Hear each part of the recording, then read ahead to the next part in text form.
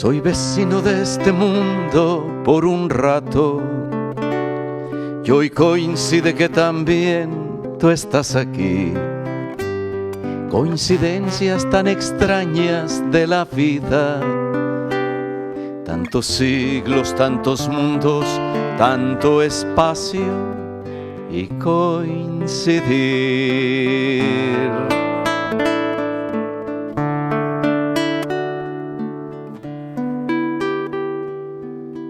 Pues llega el mes de octubre y hay muchas fiestas en octubre, pero hay una preciosa que es el 7 de octubre. El 7 de octubre cada año recordamos el Santo Rosario y hay una razón para la que sea precisamente el 7 de octubre, una razón más o menos nueva. La costumbre de rezar el rosario tiene muchos años. Antes de que se inventara el Ave María, ya se rezaba 150 salmos. Antes de rezar las 150 Aves Marías de las 3 partes del rosario, se rezaban 150 salmos. Entonces vámonos para atrás, vámonos 3.500 años para atrás. En el 1500 antes de Cristo, el rey David, que era músico, poeta y loco, le dio por escribir unas canciones bellísimas, letra y música, que son los 150 salmos. Así es, los primeros cristianos sustituyeron esos maravillosos salmos que siempre cantaban, que el rey David era muy alegre y siempre estaba cantando salmos. Los cristianos sustituyeron esos salmos por el rosario, que eran 150 Aves Marías formadas en un gran collar de cuentas. Eso eran el rosario, un collar que se llamaba salterio. Salterio por los salmos, y entonces quiere decir que la costumbre de rezar Aves Marías pues tiene 2000 años. Y era muy grande, tenía 150 cuentas y se lo colgaban como un collar y lo rezaban siempre invocando a la Santísima Virgen María. Sí, pero no era propiamente el rosario, era un salterio, pero llega el 1214 y Santo Domingo de Guzmán, que era muy devoto de la Virgen María, se fue a un bosque a rezar porque ya no podía contra los herejes.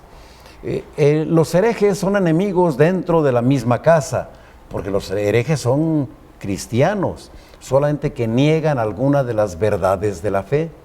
Entonces había varias herejías, entre ellas la de los albigenses, y Santo Domingo de Guzmán veía cómo se propagaba más y más la herejía y se fue a ese bosque a rezar, a pedirle a Dios que le dijera cómo combatir las herejías. Bueno, de ahí parto que era un hombre de oración y por eso se fue a ese bosque en un lugar, Toulouse, en Francia. Se iba a orar muchos momentos, y dado ese día se encuentra que la Virgen se le aparece con el Santo Rosario en la mano, y ahí le enseña a rezar el rosario con los misterios, cosa que para él era una novedad, y le pidió que enseñara a todos los cristianos a rezar el rosario, porque era el arma más poderosa que existía, dado que la Virgen se lo había dado. Y así fue cuando él, lleno de entusiasmo, regresa al pueblo, y cuando van llegando al pueblo, la catedral empieza a doblar sus campanas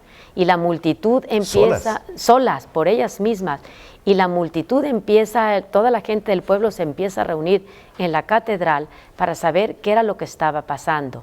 Él entra con el rosario en la mano y se sube al púlpito y comienza a predicar. Les dice que se le ha aparecido la Virgen, que le dio este rosario, les muestra el rosario que la Virgen le entregó a Santo Domingo de Guzmán. Ese rosario deben de guardarlo los dominicos como un gran tesoro, y se parecía al salterio, pero esa tenía Padres Nuestros, un Padre Nuestro y 10 Aves Marías. La Virgen María misma lo enseñó a rezar el rosario, y estaba explicándole esto al pueblo cuando vinieron cosas terribles, entre ellas una tormenta. Sí, te decía que estaba en el púlpito explicándoles la aparición, cuando empieza a oírse unos rayos y una tormenta fuertísima y un temblor. Toda la gente empezó a tener muchísimo miedo, y entonces toma su rosario y se empieza a rezarlo y las personas, toda la gente en la catedral empezaba a repetir ese rosario. Instantáneamente dejó de llover, dejó de temblar y en una imagen que había ahí en esa catedral se veía que la Virgen, la imagen era de la Virgen, movía sus manos, abría sus brazos y los volvía a juntar. La gente se quedó impresionada con eso y se convirtió. Ahí hubo una conversión masiva. El Santo Rosario fue la causa de esa conversión por ese milagro tan portentoso. Eso ocurrió en Toulouse, Francia, y en el 1214. Y de ahí Santo Domingo de Guzmán comenzó a propagar la devoción del rezo del Santo Rosario. Los papas lo aceptaron, San Francisco de Asís, su contemporáneo, lo aceptó y se fue propagando por el mundo el rezo del Santo Rosario. Y con el tiempo se le agregaron ya las letanías, pero ya después, con el tiempo, ahí fue exclusivamente el Santo Rosario. Las letanías se fijaron en un pueblo de Italia que se llama Loreto, por eso por Loreto las letanías se llaman letanías lauretanas y son 150, cuéntelas, son 50 piropos a la Virgen, las letanías. Bueno, pues dejamos a Toulouse, Francia, 1214, y pasan 100 años, 200 y 350 años después. El mundo había cambiado mucho, se habían acabado las herejías, gracias al rezo del Santo Rosario, pero la amenaza ya no eran las herejías de los albigenses, sino que la amenaza era el pueblo turco, que tenía otra religión, eran musulmanes y querían conquistar Europa, querían conquistar el Vaticano y quitar la cruz del Vaticano y en lugar de ella poner la media luna. Así fue, los turcos eran unos grandes guerreros de mar y ya estaban planeando irse a Europa por el Mediterráneo para atacarlos y quitar precisamente la cruz de Cristo.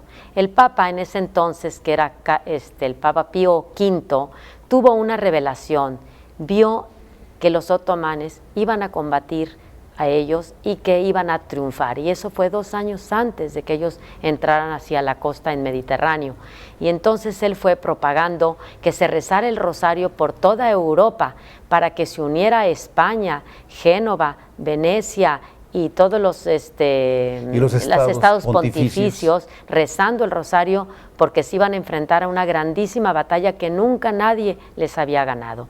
Y 2 años después, en el 1571, eso ya fue después del descubrimiento de América y después de la conquista de América, 1571.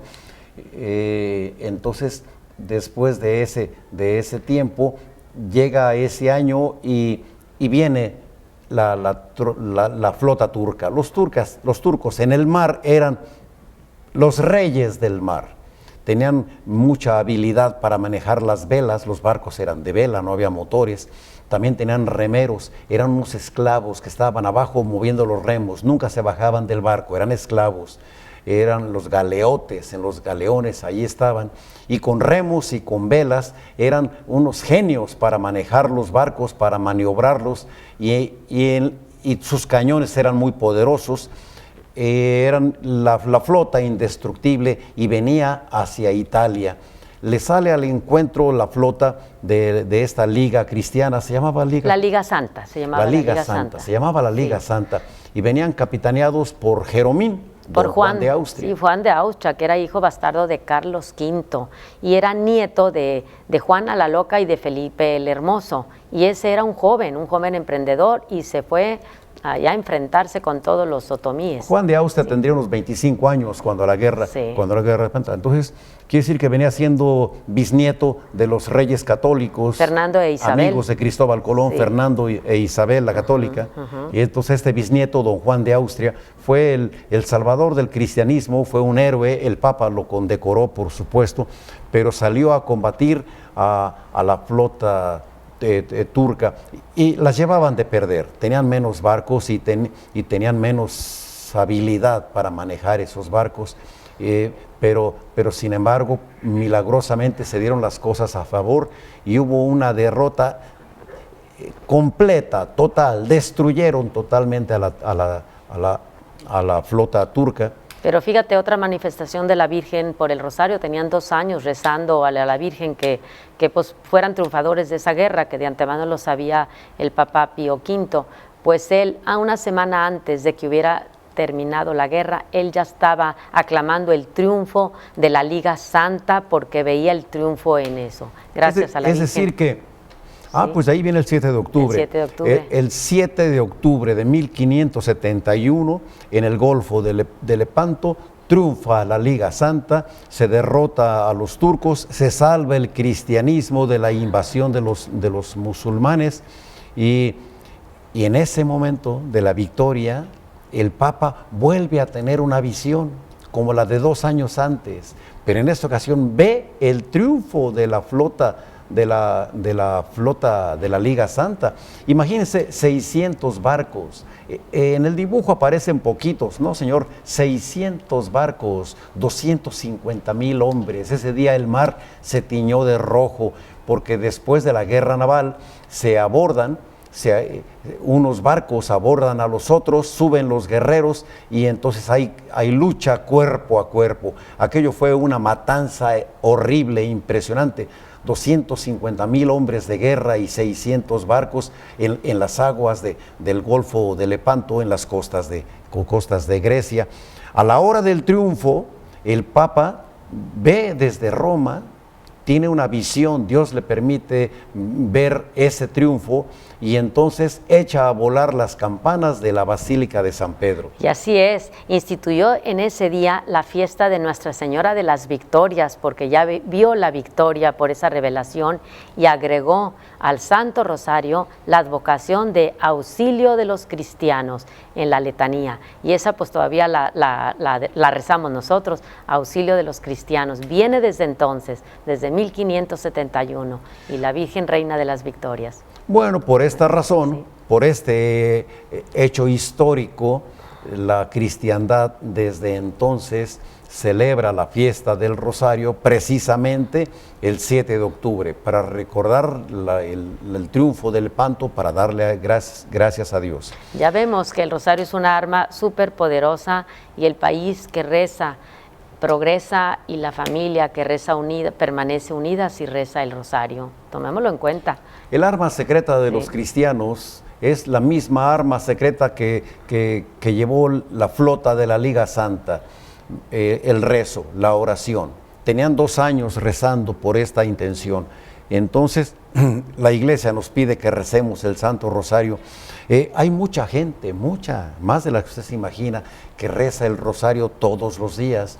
Otros nada más la rezan cuando hay velorio, pero se puede rezar el Rosario todos los días. Tenemos un regalo extraordinario de nuestro Papa Juan Pablo II, que nos dejó unos misterios más, que son los luminosos, los misterios de la luz, porque ya conocemos los misterios gozosos, gloriosos y los dolorosos, y ahora tenemos los de la luz. Y el Rosario es muy lindo si meditamos en esos misterios, que es la vida de Cristo, la vida de nuestra Madre, y no se nos hace ni cansado ni aburrido, al contrario, es puras alabanzas a la Virgen, meditándolo con esos misterios que desde Santo Domingo la Virgen le enseñó algunos misterios de ese Rosario.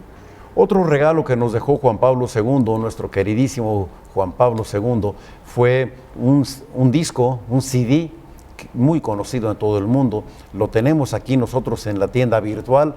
Comuníquese con nosotros y le mandamos un rosario rezado con la voz del Papa.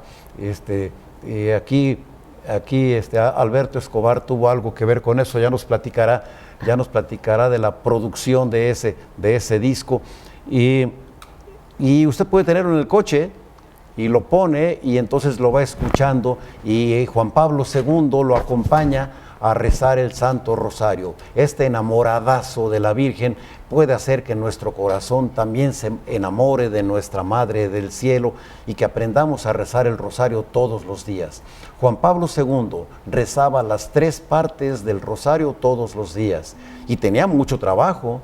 Nosotros, que tenemos un poquito menos trabajo que Juan Pablo II, también podemos rezar el Santo Rosario. Cuando vamos en el coche, cuando vamos en el camión, cuando vamos de un lugar para el otro, podemos rezar un misterio ahorita y otro misterio dentro de 1 hora, y durante el día podemos rezar el Santo Rosario. Póngale una intención al rezo del Santo Rosario. Piense, lo voy a rezar por esto o por esto otro, por este hijo, por esta necesidad, por esta enfermedad, por este moribundo que está ahorita en un hospital. Tenemos muchas necesidades y el Santo Rosario es el arma más poderosa que tenemos los cristianos. Mire usted, después de la Santa Misa, no hay otra devoción más poderosa, más llena de indulgencias que el rezo del Santo Rosario. Sí, sí, nos permitió ganar guerras en tiempos pasados, porque ahorita no podemos vivir en paz, y la paz nos las da Dios y nos da a través de la Santísima Virgen María. El mundo está pasando muy serios problemas, muy serios problemas. Sí. Mucha violencia, guerras, drogadicción, injusticia. Ya hablaremos de eso en el segundo bloque, pero la solución la tenemos en las manos, es el Santo Rosario, el rezo del Santo Rosario. Podemos empezar, las madres de familia que somos la iglesia doméstica, empezar a enseñar a los hijos pequeños, desde pequeños rezar un Ave María, haciendo un comentario, algo de algún misterio del rosario, para amar a Cristo desde que nació, desde que estaba en el seno de la Virgen, cómo fue la anunciación, todo el rosario gozoso. Es muy interesante y muy bonito para los niños pequeños. Conforme van creciendo, si tenemos esa costumbre tan hermosa, la familia permanece unida. La familia nunca se va a separar si la Virgen es el centro de su vida. Claro, la Madre de Dios. La costumbre de rezar el Santo Rosario era muy de nuestras abuelas. Todos nos acordamos cómo la abuela nos ponía a todos los chiquillos allí y a rezar el Santo Rosario. No entendíamos ni qué decíamos, pero hasta que fuimos creciendo poco a poquito. Y ahora nos recordamos con cariño a aquella abuela exigente que nos ponía a rezar el rosario. No nos preguntaba como ahora se le pregunta a los niñitos: oye, niñito, ¿quieres rezar el mangos? Ella se imponía: ínquense, muchachos, cállese, que vamos a rezar el rosario. Entonces, madres contemporáneas, sean como sus abuelas o sus bisabuelas, revivan madres. La mujer tiene un papel muy importante porque la temperatura espiritual del hogar casi siempre la pone la mujer. Entonces, madres, enseñen a sus hijos y a sus nietos a rezar el Santo Rosario, a que junten sus manitas y a que le pidan a la Virgen, que le pida a Dios por alguna intención específica. Digan: niños, vamos a rezar para que tu abuelo consiga la salud, para que tu papá consiga trabajo, para que se acabe la violencia en el mundo. Vamos a rezar por los enfermos, por los encarcelados. Esa señal llega a muchas cárceles. Hay gente que está sin esperanzas. Justos y pecadores, hay de todo en las cárceles, pero es inhumano lo que están viviendo. Vamos rezando el rosario por ellos. Además, se gana indulgencia plenaria. Cuando dos o más rezan el Santo Rosario, cada uno gana una indulgencia plenaria, ni más ni menos. Así que, amigos, el mes de octubre es el mes del Santo Rosario. El 7 de octubre es el día del Santo Rosario, pero de todo el mes de octubre es el mes del Santo Rosario. Bueno, pues les decía aquí que Alberto colaboró con ese disco. ¿Nos platicas o nos cantas? ¿O las dos cosas? Les cantamos. Claro. Bueno, la modestia de Alberto. Yo ya me temía que no iba a querer decir. Él produce discos y unas portadas preciosas y graba las poesías del Paquirri y hace mil maravillas. Entonces, la portada de ese disco que vendemos aquí en María Visión es obra de Alberto. Pero no lo van a creer, también hace canciones preciosas y las canta muy bonito. Así que con ustedes, pues la estrella del equipo, Alberto Escobar.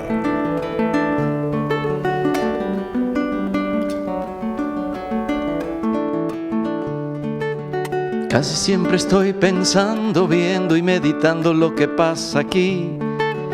Tantas cosas que suceden que todos miramos y que nadie ve. Gente que todos los días surge de la nada y llena la ciudad. Niños, viejos y Marías que te piden algo con solo mirar.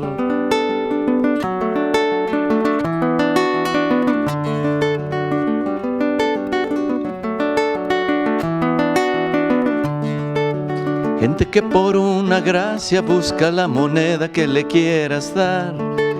Niños con la infancia rota que solo aprendieron a sobrevivir.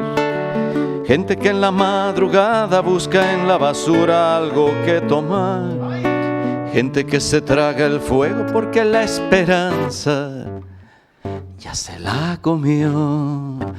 Mira, es esta gente,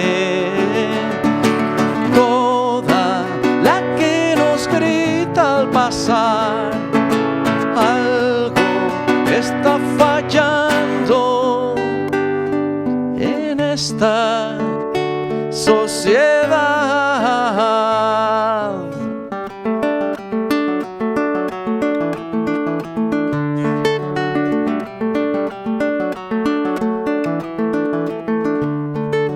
Viejos que han lanzado el campo y que no se adaptan a vivir aquí. Mimos y malabaristas que toman la calle para subsistir. Niños que por unos pesos te limpian el vidrio en un 2x3. Niñas casi adolescentes que ya van cargadas de maternidad.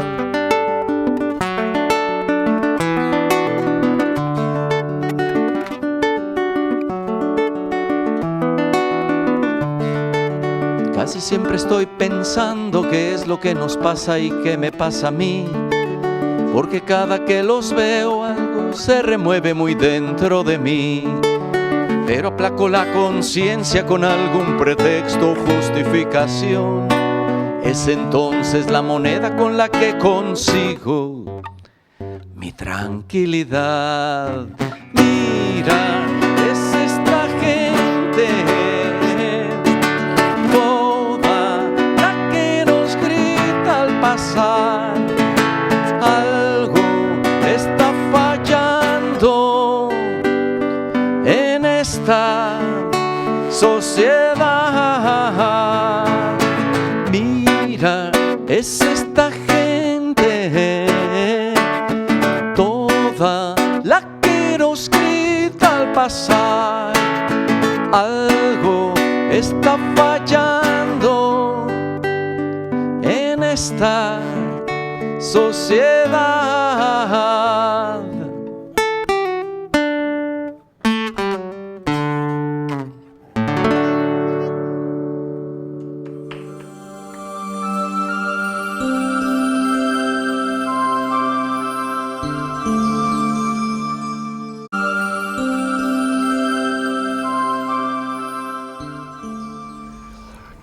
Bueno, pues en el segundo bloque vamos a platicar de la riqueza y la pobreza. También en el mes de octubre se acostumbra mucho a hablar de San Francisco de Asís, de la pobreza, y la pobreza y la riqueza está como trasfondo de todos los programas de octubre, pero es una realidad para cualquier día, no solamente para octubre.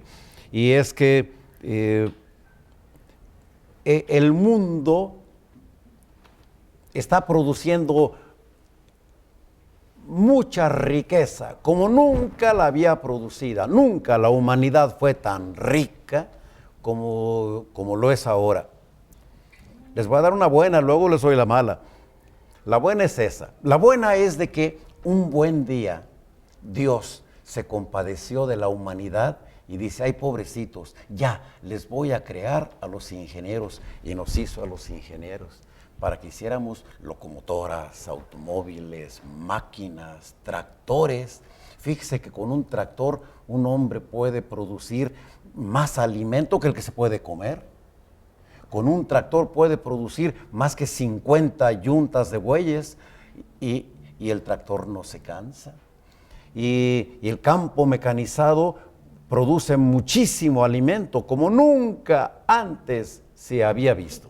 Sí, inventó las máquinas para hacer el pan también, inventó las ordeñadoras eléctricas o mecánicas para sacar leche a las vacas, inventó grandes cosas y el hombre se fue replegando porque ya no hay tal cantidad de hombres trabajando. Hicimos los ingenieros, ya sabes, somos muy modestos. Comida enlatada también. Las fábricas de alimento, enlatamos la comida, Sí.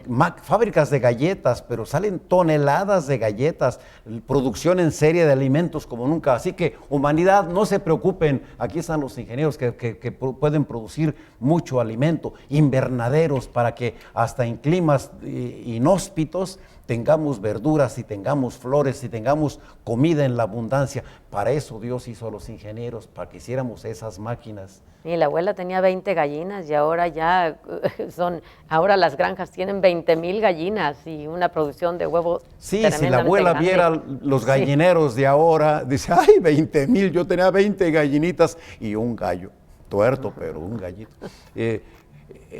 Cómo ha cambiado el mundo, ¿verdad? Entonces, mire, gracias a las máquinas y gracias, por supuesto, a los modestos ingenieros, el primer productor de arroz del mundo, ¿quién creen que es? Pues China. Pues no. El primer productor del mundo es Estados Unidos. Mississippi. Y solamente el estado de Mississippi produce más arroz que el resto del mundo. Entonces, China le compra arroz a Estados Unidos, y China y todo el mundo.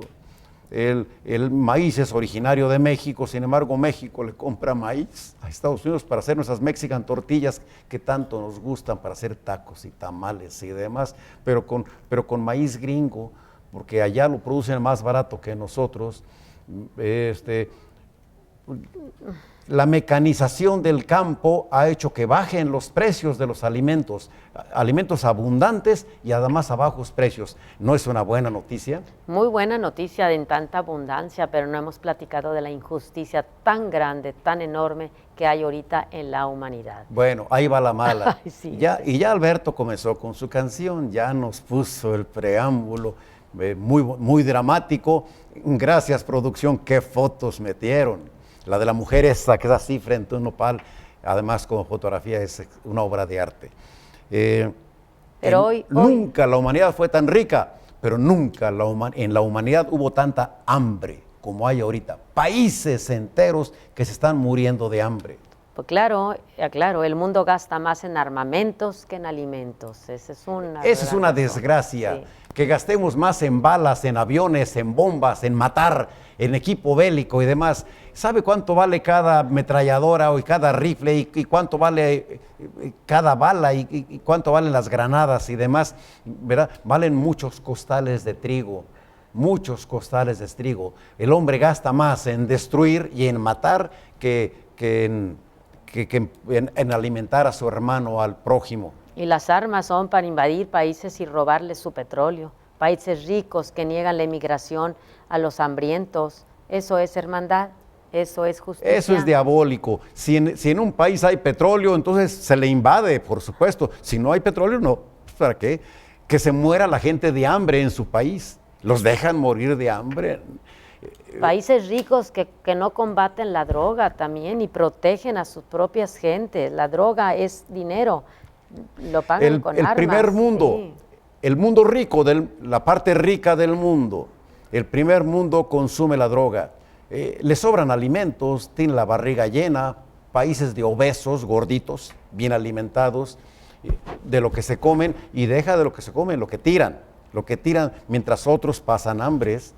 Hay una gran injusticia que Dios nos va a pedir cuentas de tanta injusticia que tenemos actualmente. Y fíjate, de ahí, de toda esa injusticia, nace el comunismo. Nació cuando el rico faltó a su deber de aplicar la justicia distributiva. El consumismo y el socialismo buscaban la justicia. No la buscaron de la manera correcta porque el rico nunca pudo cumplir con su deber y con su justicia. En el pecado llaman la penitencia, en hambrear a la gente, en explotar, en abandonarla, en gastar el dinero en armamentos en lugar de gastarlo en alimentos, en no ayudar al prójimo, en no permitir que el inmigrante fuera a pedir trabajo, en militarizar las fronteras, en matar a los emigrantes en sus fronteras para que no entren al país, el no compadecerse de los niños con hambre, tuvo su respuesta. Y en el pecado vino la penitencia, y esa penitencia fue un flagelo de la humanidad, que fue el comunismo. Eran los ateos los que lo hicieron, no fueron los católicos. Bueno, también, luego vamos a ver unos católicos con la teología de la liberación. Sí, buscaban un fin bueno, pero de una mal manera, por un medio malo. De una manera mala. Es que veían que las gentes dejaban a sus pueblos para subirse a un ferrocarril sin pagar boleto, por supuesto, para acercarse y ir prácticamente a pie a otro país a buscar trabajo, porque su gente se estaba muriendo de hambre. Y entonces vino el flagelo del comunismo, en el que desgraciadamente era ateo, pero el comunismo buscaba quitarle al rico para darle al pobre, quitárselo por la mala, ya que por la buena no cumplía con su obligación. Una obligación cristiana de ayudar al prójimo, cuando los ricos fallamos en darle al pobre lo que por justicia teníamos que haberle dado, porque es mandato de Dios.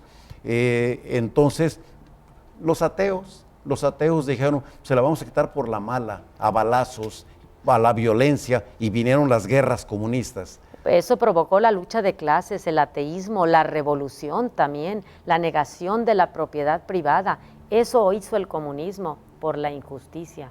La injusticia divina no la conocemos. Sí, sembraron el odio contra el rico. ¿Cómo le decían al rico? Burgués. El odio contra el burgués, hay que matarlo, hay que quitarle al burgués para darle al pobre. Suena muy bonito. Lo que pasa está en que no le quitaron al rico, pero no le dieron al pobre. Y con el comunismo tampoco hubo ricos, había casi pura pobreza, o sea, no era no hay la ningún forma. País comunista rico. No hay. Iban a repartir riqueza y repartieron pobreza. Al rico lo hicieron pobre y al pobre lo hicieron todavía más pobre. Y si no, que me digan los países, me están escuchando en países donde están padeciendo ese mismo flagelo actualmente. Entonces, ese castigo de Dios nos lo ganamos solitos por no aplicar justicia a nosotros, por no vivir el cristianismo, pues vino el comunismo. Yo siento que más que castigo de Dios fue la injusticia humana, que no supo ver en Dios toda la riqueza que en Dios nos dio, y la mayor de las riquezas es asemejarse a Dios, y el que es semejante a Dios comparte todo, porque no somos dueños de nada. Tenemos que tener un desprendimiento, no apego a los bienes materiales, porque nos trae la destrucción y la muerte. Y Dios, con su palabra, nos dio la vida. Entonces, es Dios el que sufre, y es el Dios que quiere vernos con vida, no con muerte. Seamos nosotros los únicos medios para poder salvar nuestro mundo. Tenemos que ser testigos como cristianos, somos apóstoles testigos de Cristo, llevar la luz al mundo, la paz al mundo. Y después, por eso empezó a salir también la teología de la liberación, creo que es... Esa fue la respuesta de los católicos. Sí. Es decir, los ateos sacaron el socialismo y el comunismo, y los católicos sacaron la teología de la liberación. Sí, pero estaba enraizada en el amor al prójimo antes que a Dios, y eso era el error, era un... El error de la teología de la liberación es que es el primer mandamiento, amarás a tu prójimo. Solamente que el primer mandamiento dice, amarás a Dios y a tu prójimo como a ti mismo. Y en la teología de la liberación se volteó el mandamiento y dice, amarás al prójimo, y Dios que me espere, al rato ya hablaremos de Dios.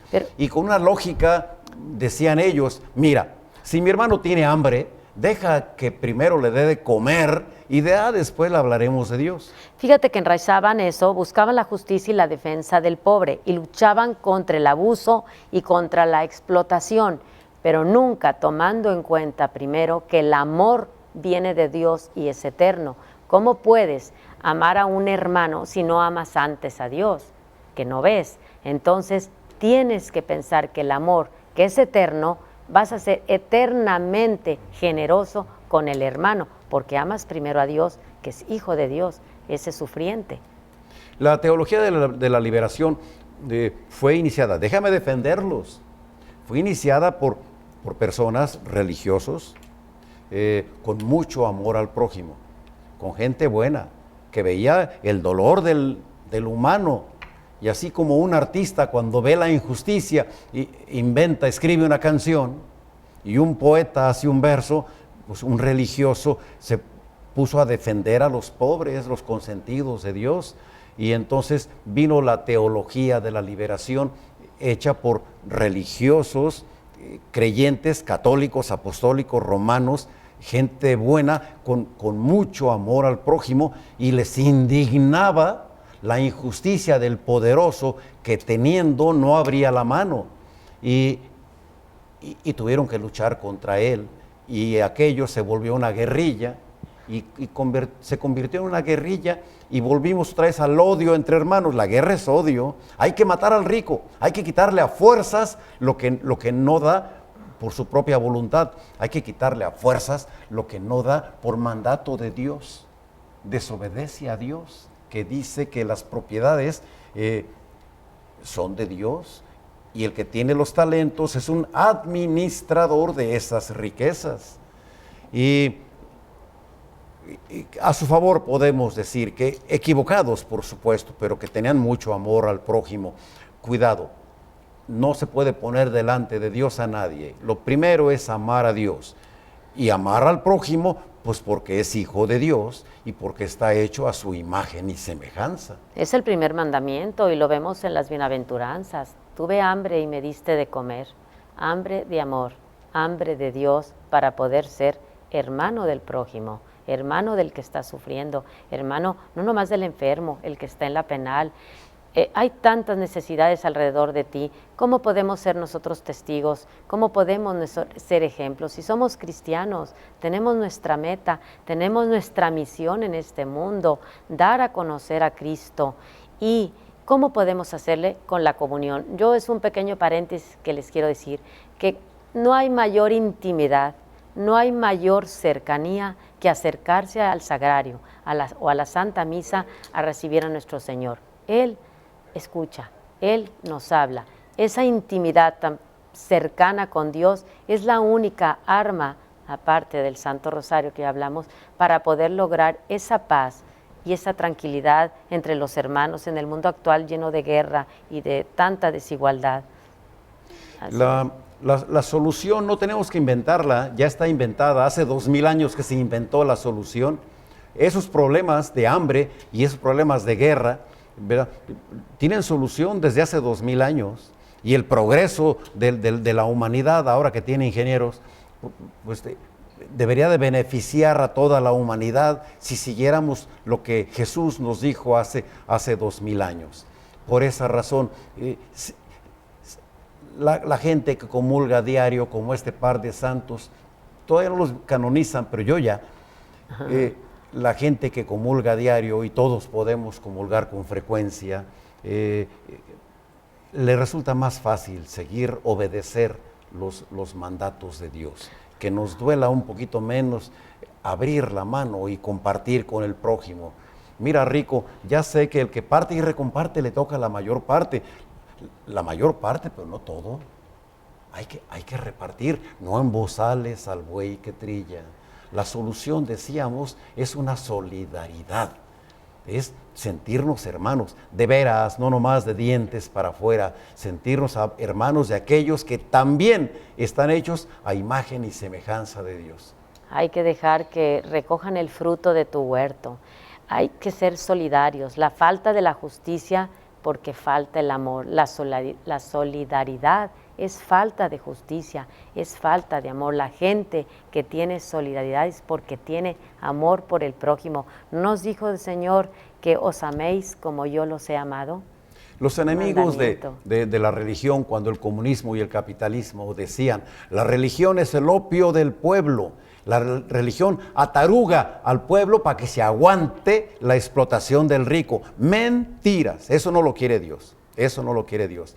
La religión no es resignación, y la religión no tiene la culpa de que no vivamos las enseñanzas de Cristo. La solución es simplemente aplicar lo que Cristo nos enseñó, de amarnos los unos a los otros, de hacer multiplicar los bienes, los talentos, de producir, de hacer crecer, de sembrar con tractores, pero cosechar para todos.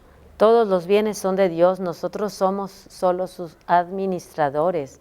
Por eso debemos de usar esos talentos, multiplicarlos por los demás, para los demás, no nomás los que están cerca, para enseñar, dar fuentes de trabajo, pagar buenos salarios, compadecerte con amor y con solidaridad con las personas que ni siquiera conocemos, no las buscamos, no vamos en pos de ellos. Tenemos que ser testigos de este tiempo, tenemos que dar cuentas, vamos a dar cuentas de lo que hacemos por los demás. Mira, nosotros no somos un gobernante de un país como para poder aplicar la justicia, y la justicia no está en los gobernantes de los países, no señor, la justicia está en los bautizados, todos los que me escuchan y los que no me escuchan, todos los bautizados tenemos el mandato de amarnos los unos a los otros. No podemos acabar con el hambre en África, pero estamos muy lejos, pero sí podemos ser instrumentos de la justicia alrededor de nosotros. Vamos en concreto, ¿qué podemos hacer? Pagar un poquito más. No es verdad que podemos pagar un poquito más. No es verdad que podemos compartir un poquito más. No es verdad que ya basta de que todo para acá y también hay que repartir algo. Justicia, somos administradores de los bienes, no somos dueños absolutos. Nosotros no podemos cambiar al mundo, pero sí podemos cambiar nuestro mundo en un círculo más pequeño, en el mundo de cada uno. Si nosotros lo cambiamos, vamos a ser partícipes del cambio de este mundo. Dios busca, Dios quiere, queremos el reino de Dios y su justicia. Así es. Quisiéramos platicar más de esto con ustedes, ya se dijo lo que tenía que decirse, se puede, piénseselo bien y sea usted y cada uno, yo también, cada uno seamos un agente de justicia. Bueno, vamos a pedirle a Alberto que nos declame esa cosa tan preciosa que dice, todavía me asombro.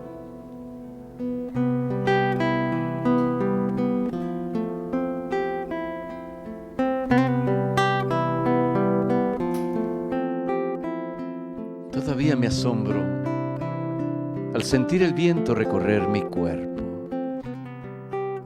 y entre sus caricias descubrir tu aliento. Todavía me asombro al mirar las flores y entre sus colores rescatar el brillo de tus ojos claros. Todavía me asombro al oír el canto que me traen las aves y entre canto y canto escuchar tu acento. Todavía me asombro al caer la tarde y observar el cielo que con su paleta pinta tu silueta. Todavía me asombro al besar tu piel tan llena de vida y sentir tus manos recorrer mi cuerpo. Todavía me asombro al sentirme vivo y saber que existes para mi fortuna en mi espacio y tiempo.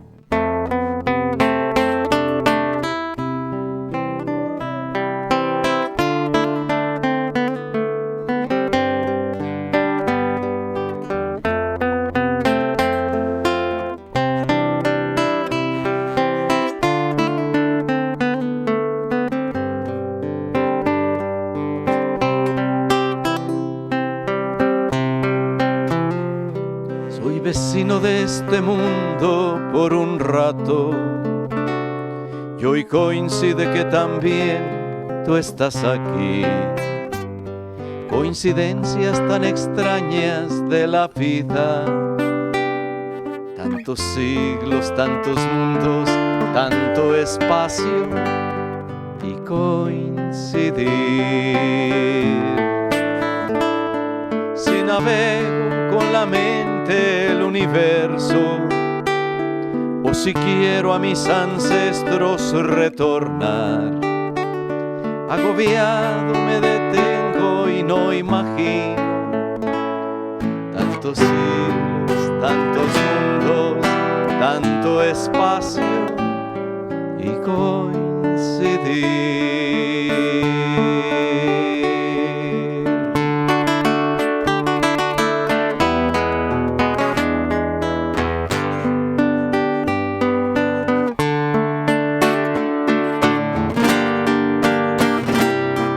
Si en la noche me entretengo en las estrellas y capturo la que empieza a florecer, la sostengo entre las manos, más me alarman tantos siglos, tantos mundos, tanto espacio y coincidir. Si la vida se sostiene por instantes y un instante es el momento de existir, si tu vida es otro instante, no comprendo tantos siglos, tantos mundos, tanto espacio